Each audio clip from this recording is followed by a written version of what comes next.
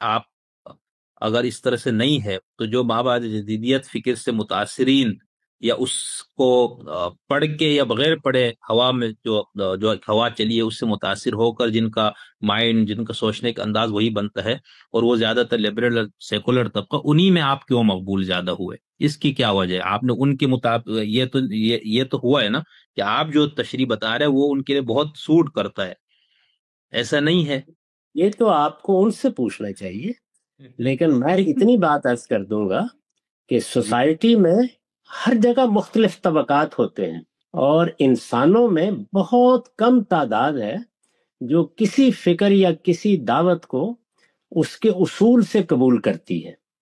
یعنی ہر دعوت میں جس طرح سے آپ کے فقہ کی پوری دعوت میں بنیاد اصول فقہ ہے، لیکن آپ نے دیکھا کہ لوگوں کی ایک بڑی تعداد، بلکہ علماء کی بڑی تعداد بھی اصول فقہ سے واقف ہی نہیں ہوتی، ایسے ہی وہ فقہ سے واقف ہوتی ہے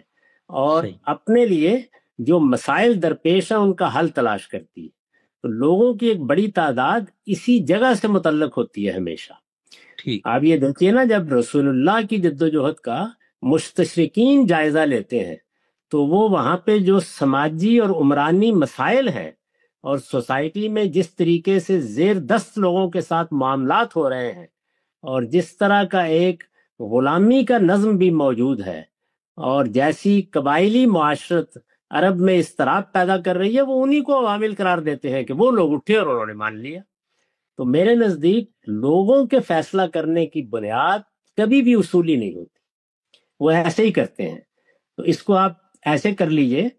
کہ میرے ہاں چونکہ میرے داخلی مسائل زیر بحث تھے، اس کے نتیجے میں بعض وہ مسائل حل ہو گئے جو لوگوں کے لیے اضطراب کا باعث بن رہے تھے، تو انہوں نے وہاں سے چیزوں کو قبول کیا۔ اور ہمارے ان بزرگوں کی جدوجہد میں مسلمانوں کا یہ مسئلہ کہ ہم مر گئے، ہمارے ساتھ ہوا کیا، ہماری سلطنت ختم ہو گئی،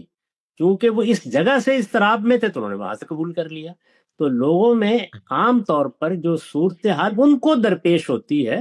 وہاں سے ہی قبولیت ہوتی ہے ہمیشہ۔ وہ چند لوگ ہوں گے، میں نے کچھ عرصہ جماعت اسلامی کے بزرگوں کے ساتھ گزارا ہے، جماعت اسلامی میں بہت سے پڑھنے لکھنے والے لوگ بھی مجھ سے ملتے ملاتے رہے ہیں، تو میں آپ سے یہ عرض کرتا ہوں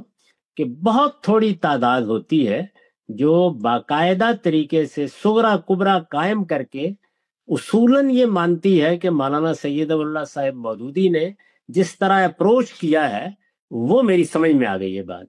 عام طور پر یہی ہوتا ہے کہ وہ اس امت کو زندہ کرنا چاہتے ہیں، وہ اس کے اندر روح پھونکنا چاہتے ہیں، ان کے پیش نظر وہ خلافت کا احیاء ہے جو ہمارا کبھی امتیاز رہا ہے۔ تو آپ بھی دیکھیے یہاں پر خارج میں کچھ مسائل مسلمانوں کو درپیش ہیں، وہ باعث بن رہے ہیں۔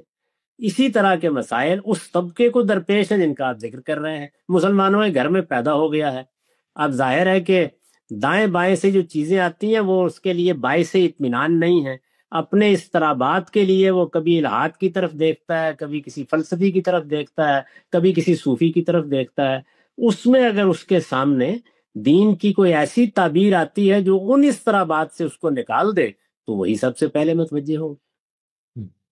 بہت شکریہ اسلامی صاحب، بہت شکریہ۔